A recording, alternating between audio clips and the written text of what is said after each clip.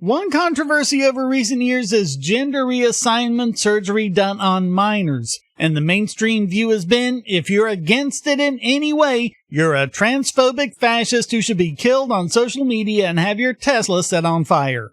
More recently, we've heard from a lot of these young people who have come of age and said the gender reassignment was the worst thing for them, some even going so far as to sue the doctors and even their own parents.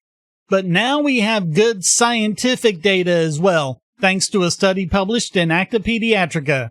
This is a study from Finland, where they tracked every gender-referred adolescent in the country for 25 years.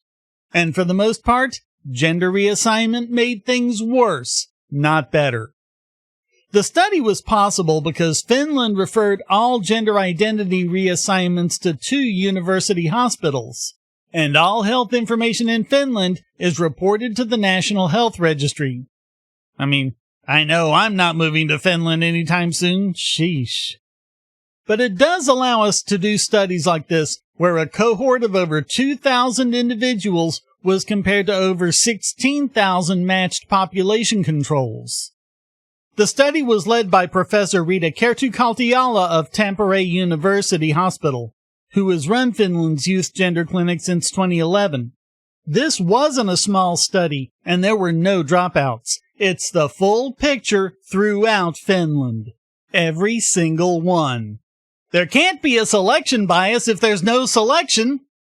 The study found that psychiatric morbidity increased after referral, from 45.7% to 61.7%, whereas the control population actually saw a slight drop from 15% to 14.6%.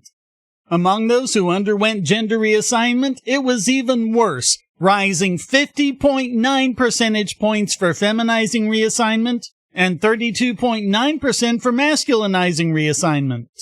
They concluded, after adjusting for prior psychiatric treatment, all gender-referred adolescents had similarly elevated risks of psychiatric morbidity, with hazard ratios approximately 3 times higher than female controls and 5 times higher than male controls.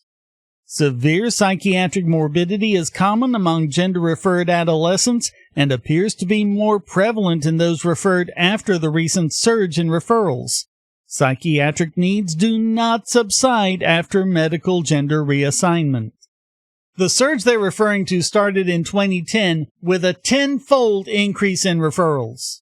I'll spare you the actual numbers, but what they show is that mental health issues are presenting as gender identity issues, not the other way around. In other words, in a significant number of cases, the gender identity issues might go away entirely if the underlying issue is successfully treated or managed.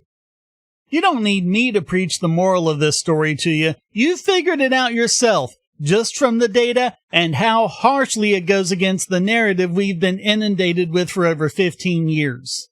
The study concluded, subsequent to medical GR, psychiatric treatment needs appear to increase. It should be noted that in some individuals, medical GR appears to be linked to deterioration in mental health. The effects of medical GR and the expectations of the patient must be addressed before commencing the treatment.